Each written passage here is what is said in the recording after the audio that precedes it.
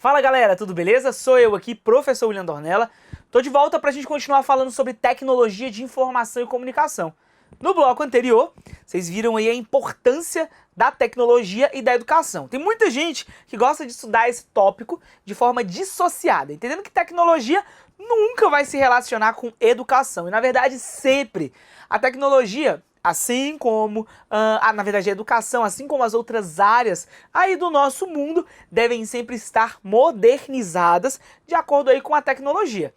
Imagina se a educação ela não acompanha a tecnologia. A educação está lá em 1500 ainda e a tecnologia já está em 2000 e não sei quanto.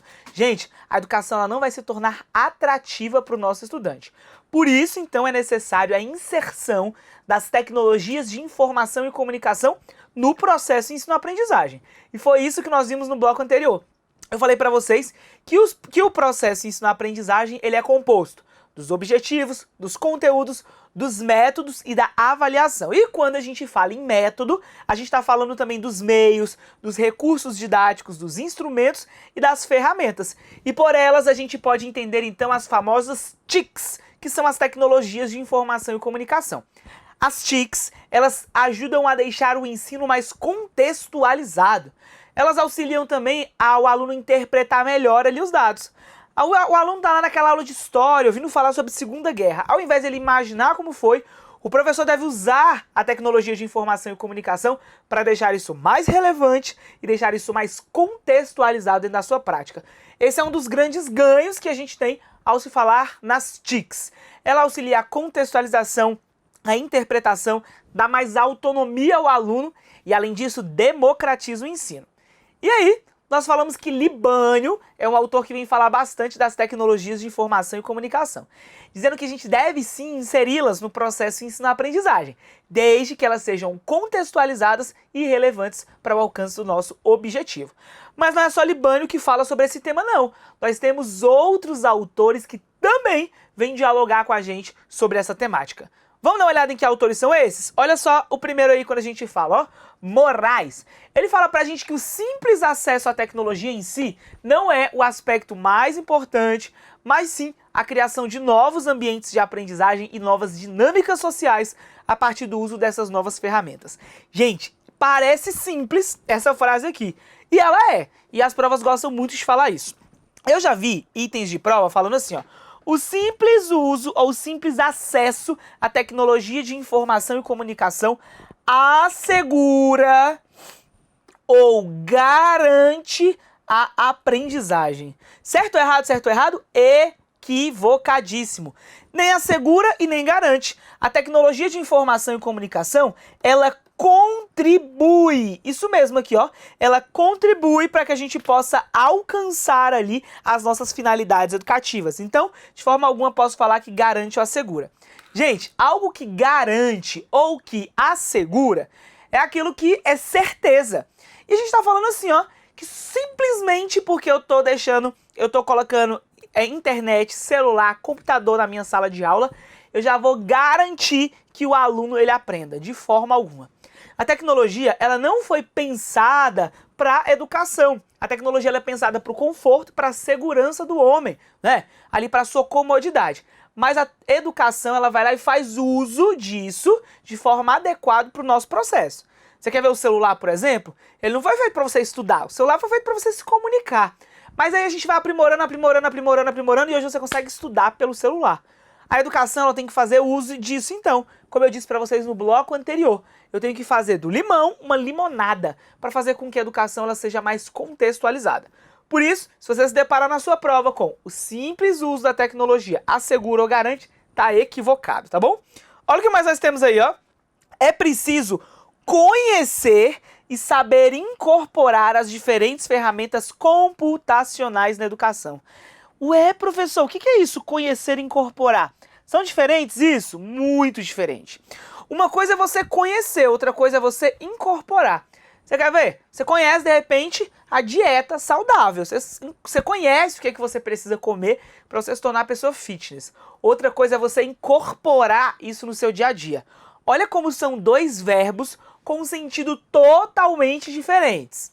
Então entenda, as tecnologias de informação e comunicação, não basta que o professor as conheça. Ah, eu conheço muito de tecnologia, eu já fiz uma faculdade lá em Harvard sobre tecnologias de informação e comunicação, eu participei de um seminário lá não sei aonde, eu sei muito de tecnologia. Mas se eu não incorporo isso nas minhas práticas, isso vai fazer sentido? De forma alguma. Então é necessário tanto conhecer, quanto também incorporar. Trazer essas práticas para o seu cotidiano, trazer essas práticas para o seu dia a dia, beleza? Fiquem espertos, então, sobre essa concepção entre o conhecer e o incorporar. Já teve uma prova que já cobrou isso, a diferença dessas duas palavras. E aí é preciso você entender que as bancas cada vez mais elas cobram isso. Uma palavra que está muito associada à formação docente, quando a gente vem falar sobre esse conhecer e também esse incorporar, dá uma olhada nessa palavra aqui, ó, domínio.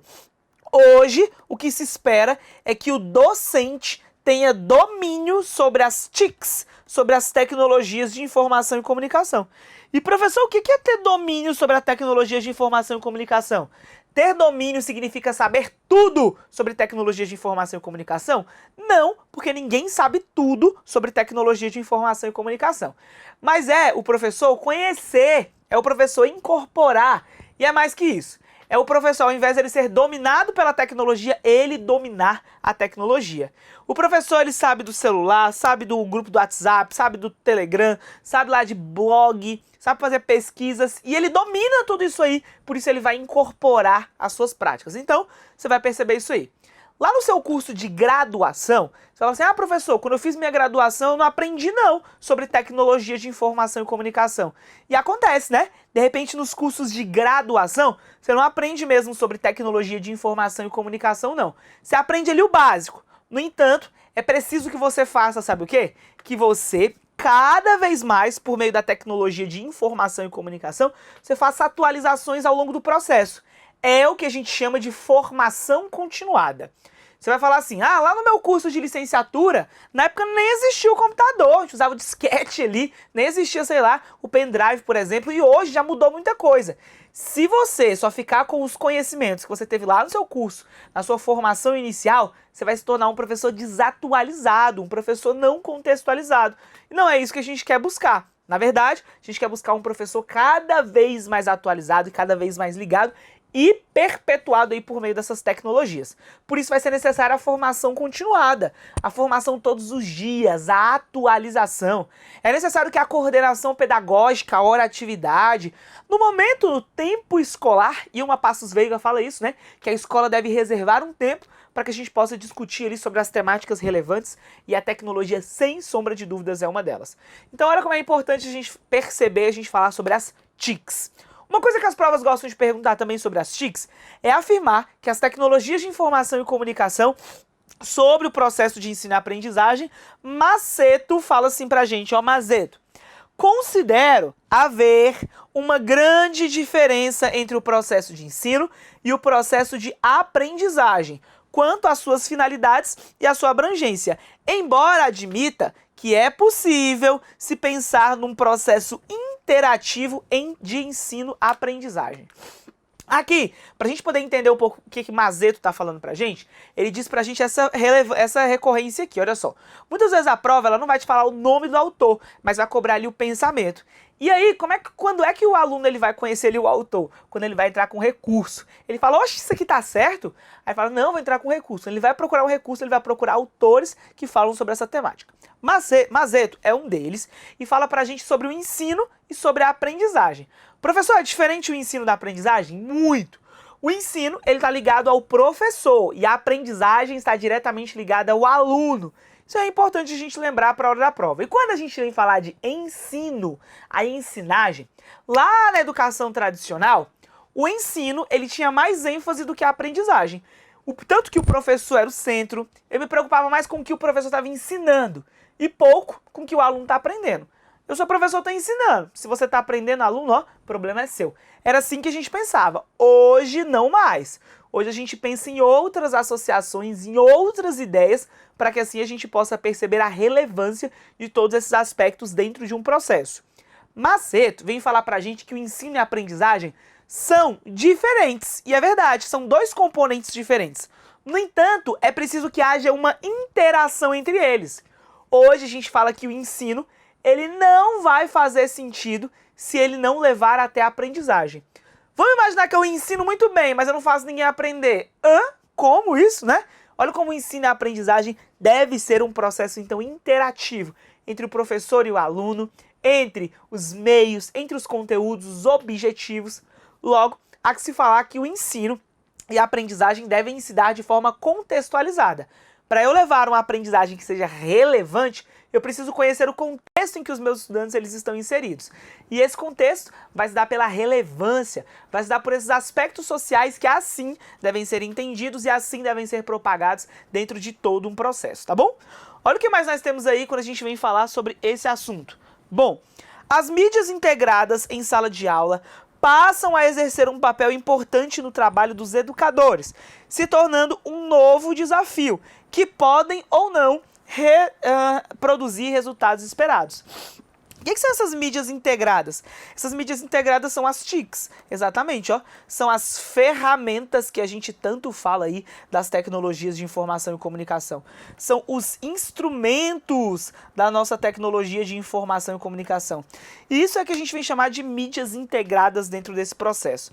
Essas mídias integradas, sendo elas as ferramentas e sendo elas também os instrumentos, elas devem fazer sentido. Teve uma prova que já cobrou, inclusive trouxe a palavra inócua. Você sabe o que é inócua? Vamos pensar o seguinte, vamos imaginar que eu trabalho numa escola, que essa escola ela acabou de receber uma lousa digital. E o professor fala assim, não quero nem saber, amanhã eu vou ser o primeiro a vou usar essa lousa digital.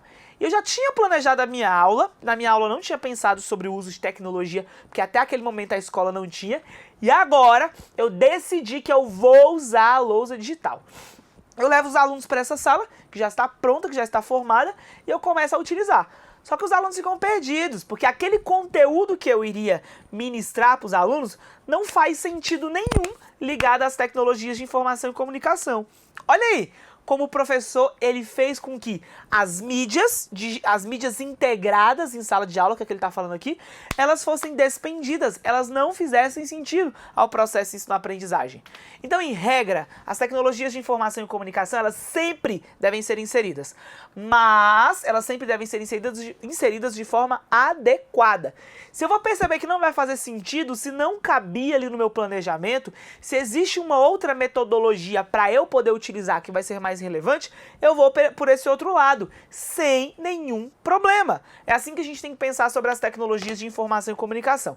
Se assim a gente não pensar, o que vai acontecer? A gente vai distanciar todas essas práticas e a gente não vai conseguir levar a um ensino, então, de relevância, um ensino de qualidade para todo esse processo. Então, fiquem espertos sobre essa temática, quando a gente vem trabalhar, então, com essa inserção, beleza? O que é a palavra inócua? Inócua é vazia. E aí teve um item de prova que falou assim, ó. As tecnologias de informação e comunicação devem ser inseridas no processo de ensino-aprendizagem, certo? Mas, se o professor o fizer sem estar de acordo com o processo de ensino-aprendizagem, corre-se o risco de deixar o processo de ensino-aprendizagem mais caro, despretensioso e ainda as TICs serão tidas como inócuas. Certo ou errado? Certíssimo. Gente, se eu, professor, inserir as tecnologias de informação e comunicação aqui só por inserir, eu vou deixar o processo mais caro. Vou, até porque você manter a tecnologia numa empresa, numa escola, isso é dinheiro, não é verdade? Eu vou deixar despretensioso, porque eu não tenho objetivo nenhum, tô só inserindo por inserir. E inócuo, vazio, sem sentido, não é o que a gente quer buscar, beleza? Então fiquem espertos, porque muitas vezes esses autores não vêm falar pra gente assim de forma direta, mas é preciso a gente entender o que eles querem falar por trás de cada construção, tá bom? Olha aí, Demo, o que ele vai falar pra gente assim, ó. Sobre as tecnologias de informação e comunicação, as TICs, ele aponta que toda proposta que investe na introdução das TICs na escola só poderá dar certo passando pelas mãos do professor. O que transforma tecnologia em aprendizagem não é a máquina, o programa eletrônico, o software, mas o professor em especial a sua condição socrática, ou seja, a sua condição de mediação, o papel que ele tem dentro do meio desse processo. Então, é essa a relevância que a gente precisa pensar quando a gente vem falar sobre as tecnologias de informação e comunicação. Nós já até havíamos falado disso. Eu pegar um celular e falar que esse celular ele é uma tecnologia e ele vai ajudar. Não, ele não foi pensado para isso. Mas eu preciso passar pela mão do professor para o professor transformar isso como um mecanismo ativo e relevante dentro do processo. Gente, aí cai por terra aquela afirmativa que as provas amam fazer, falando que o professor ele vai deixar de existir. Isso mesmo, o professor vai sumir com as tecnologias de informação e comunicação. Tá certo ou tá errado isso? Tá erradíssimo. O professor ele não vai deixar de existir com as tecnologias de informação e comunicação. Muito pelo contrário, gente. O professor ele vai continuar existindo. Imagina um dia tendo um William em holograma dando aula aqui pra vocês. Não vai acontecer. A tecnologia ela é muito boa, mas ela precisa desse tato humano, precisa dessa contextualização que é a mente humana ali que faz, e não inteligência artificial. O professor ele pode até desaparecer, ele pode até sumir. Ele pode até ser substituído, mas ele não vai ser substituído por uma máquina. Ele vai ser substituído por um outro professor. Vamos imaginar que eu, William, sou aquele professor tradicional, ranzinza, que não acredita nas tecnologias de informação e comunicação. E como eu disse para vocês no bloco anterior, eu acredito que existe uma mágica que sai, ó, lá do pó do giz, que entra no nariz do aluno assim que ele aprende. Imagina que eu sou esse tipo de professor. Gente, eu vou ser substituído com a tecnologia, celular, internet, eu realmente vou ser substituído. Mas não é por uma máquina, vai ser por um outro professor. O outro professor que saiba contextualizar, saiba usar os recursos, é assim que vai acontecer a substituição. Então fiquem espertos sobre essa vertente, para que assim a gente possa acertar as questões na hora da prova. Entendendo então cada uma dessas perspectivas e cada uma dessas relevâncias dentro desse processo então de construção. Beleza? Vamos dar uma olhada no que mais nós temos aqui? Eu coloquei para vocês agora uma tela branca para que você não confunda duas coisas. Eu não quero que você confunda as TICs, as tecnologias de informação e comunicação, com a educação à distância. Ué, professor, por que isso? Porque tem muita gente que acha que está falando do mesmo tópico, né? Gente, são dois tópicos que conversam entre si, mas são dois tópicos distintos, diferentes. Quando eu falo de tecnologia de informação e comunicação, é isso aqui, ó, as tecnologias de informação e comunicação, as TICs. Elas são tidas como ferramentas, elas são tidas como instrumentos e elas são tidas como meios, ferramentas, meios ou instrumentos. Para quê, professor? Para eu poder alcançar, para eu poder chegar até o meu processo, ensino, aprendizagem. Isso mesmo. Para eu poder chegar até o meu processo, ensino, aprendizagem, eu preciso dessas ferramentas aqui, ó, para que a minha educação ela se torne mais contextualizada. Bacana? Professor, o que é educação à distância? A educação à distância é uma modalidade. Essa aqui ela é uma modalidade em que eu tenho professores e estudantes, alunos. Onde, professor? Aqui, ó, que eles estão.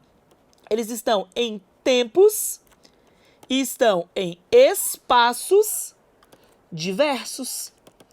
Tempos e espaços diversos. Aqui o professor e o aluno não estão no mesmo espaço. Então não confunde isso aqui não. Quando você vai estudar educação à distância, se estiver lá no seu edital, existe um decreto que vai regulamentar pra gente como vai acontecer a educação à distância, por exemplo, isso. Aqui a gente tem um decreto, ó, que vai falar pra gente sobre educação à distância. Já aqui, um decreto e uma lei também, beleza? Já aqui nas tecnologias de informação e comunicação, a gente vai ter autores que vão fundamentar as tecnologias de informação e comunicação dentro do nosso processo de ensino-aprendizagem. Então, fiquem espertos sobre essa vertente. Uma coisa que eu quero deixar claro para vocês é que as TICs, as tecnologias de informação e comunicação, elas podem acontecer tanto, vamos colocar aqui, ó, elas podem acontecer tanto no ensino presencial, quanto aqui, ó, quanto no ensino à distância. Isso mesmo, ó, tanto no presencial quanto no ensino à distância. Ué, professor, na sala de aula presencial também tem o tecnologia de informação e comunicação? Claro que sim. Gente, olha aqui o Data Show. Olha só, a internet. Olha o celular. O tanto de ferramentas e instrumentos que a gente vai ter. Então não confunda essas duas temáticas. Nós estamos estudando aqui a tecnologia de informação e comunicação. As tecnologias de informação e comunicação eu posso tê-las na educação presencial e também no ensino à distância, sem nenhum problema. É claro que o ensino à distância, a educação à distância, ela é dependente das tecnologias de informação e comunicação. Por exemplo, aqui a gente está tendo uma educação à distância, não é verdade? Tem que ter tecnologia, eu preciso dessa mediação, então fiquem espertos sobre isso aí. Mas no ensino presencial também vou assim o ter. Aliás, essa palavra que eu acabei de falar, vou até anotar aqui para vocês, ó, a palavra mediação, porque cai muito em prova qual que vai ser o papel do professor nisso tudo. O professor ele vai ter esse papel aqui, ó, o professor ele vai ser tido como um mediador. Isso mesmo, ó, ele vai mediar quem? Ele vai mediar o aluno até o conhecimento. Isso mesmo, ó. Ele vai ser um mediador. É assim que a gente imagina, é assim que a gente propaga o papel do nosso professor. Então, falou de tecnologia de informação e comunicação e falou de educação à distância, você vai entender que são coisas distintas, mas que caminham juntas. E que eu posso ter as TICs também no ensino presencial, tá bom? Dá uma olhada no que mais eu trouxe aí pra gente poder conversar. As tecnologias de informação e comunicação, elas podem contribuir significativamente, ó. Podem, beleza? Desde que elas sejam inseridas de que forma, mesmo que nós falamos, adequadas ao nosso processo de ensino-aprendizagem. Podem contribuir significativamente nesse contexto. Cabendo ao professor conhecer e avaliar o potencial das diversas mídias ao seu alcance e oportunizar o uso consciente por seus alunos com o objetivo de envolvê-los e apoiá-los na construção do conhecimento. Gente, esse item, ele é mais que bonito, ele é lindo, né? Primeiro, quando ele está falando que as TICs, elas podem contribuir de forma significativa naquela aprendizagem significativa que a gente tanto fala. Segundo, ele diz que o professor ele precisa conhecer e avaliar. Lembra que nós falamos essa palavra aqui, ó? Que o professor ele precisa ter domínio nisso tudo? Pois é. Eu preciso também oportunizar o uso consciente por meio dos meus alunos, para que os alunos eles possam entender essas ações dentro do processo. E isso sem contar no envolvimento e no apoio para a construção do conhecimento. Construção, porque eu entendo que o conhecimento não é visto como algo pronto e muito menos acabado. Por isso que eu estou escrevendo essas palavras e riscando, tá? Hoje a gente fala de uma era colaborativa. Gente, quando os recursos de tecnologia, de informação e comunicação, eles eram mais escassos, o que acontecia? O aluno, ele tinha um livro didático com ali o seu guia absoluto, o qual não cabia a ele de maneira alguma o questionamento daquilo. Se tornava uma verdade absoluta. Alguém lá no ápice do poder redigiu aquele livro e cabe a ele apenas o segmento estrito, seguir aquilo ali de forma estrita e sem de jeito nenhum, nenhum tipo de questionamento. Já agora, com a tecnologia de informação e comunicação, o conhecimento ele é algo construído o tempo todo. O conhecimento não é visto como uma verdade absoluta, como pronto e acabado. O aluno, junto do professor, vai construir aquilo o tempo todo. As experiências do aluno devem ser consideradas. Gente, olha o exemplo na internet, hein? Na internet você pode colaborar o tempo todo.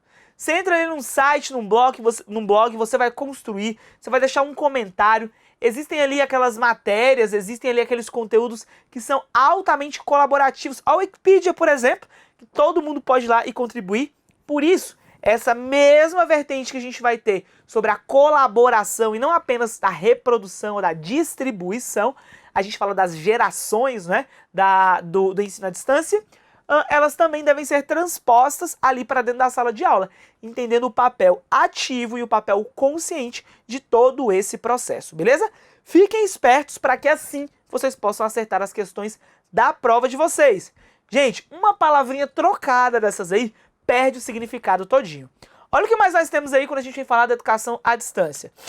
Na educação presencial, na educação presencial, e aí a gente já colocou, né, algumas perspectivas aí quando a gente vem falar sobre a educação à distância também, ela traz pra gente essa ideia.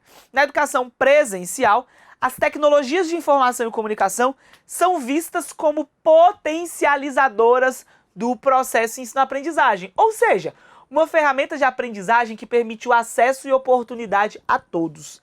Gente, muitas provas também gostam de falar isso, né? Sobre essa ideia de potencializar aqui. E aí essa palavra potencializar, ela pode ter dois sentidos.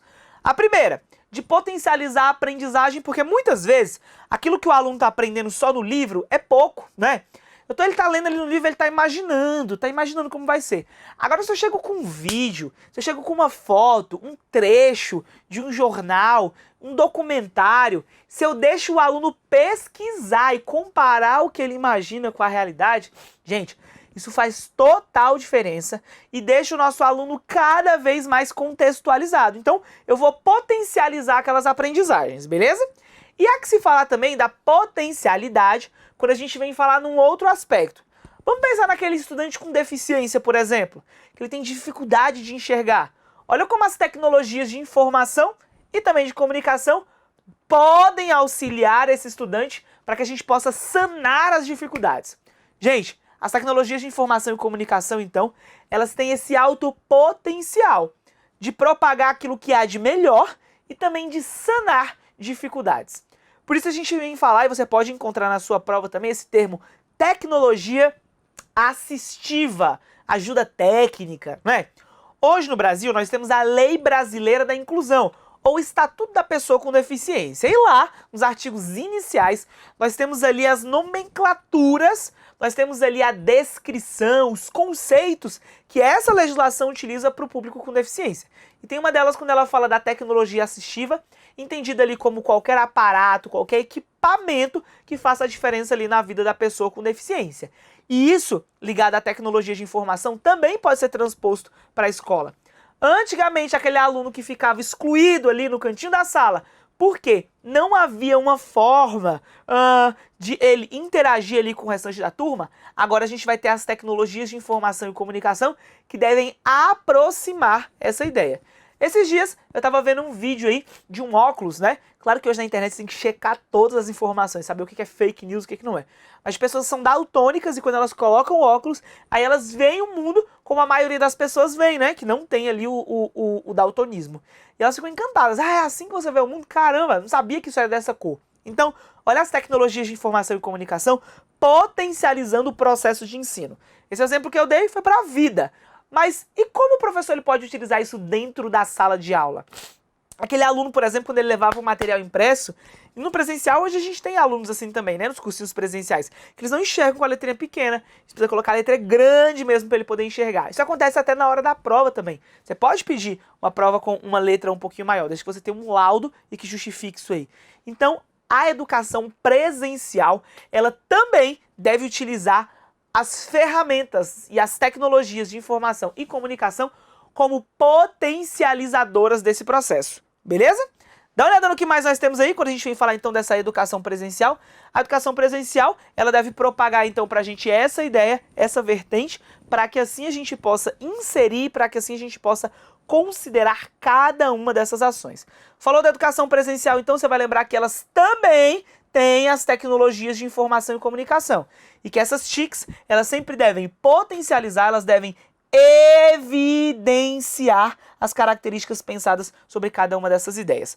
Aqui eu tenho uma sala de aula, por exemplo, olha só, o professor aqui com o computador, aqui outro aluno no computador, aqui outro, aqui o aluno no computador, o aluno veio aqui escrever na lousa, olha só, tem sei lá, uma luminária aqui, né? Alguma coisa para poder favorecer ali o processo de ensino-aprendizagem. Uma sala extremamente tecnológica, né? Claro que o computador, como nós vimos aí, ele não garante que os alunos aprendam mais, mas isso deve ser inserido ali dentro do processo. A ideia de você só ter acesso à tecnologia quando você tem uma aula lá no laboratório, não, isso todos os dias deve ser inserido. O mundo, gente, ele passa por constantes mudanças, né? É o termo aí que a gente usa, globalização.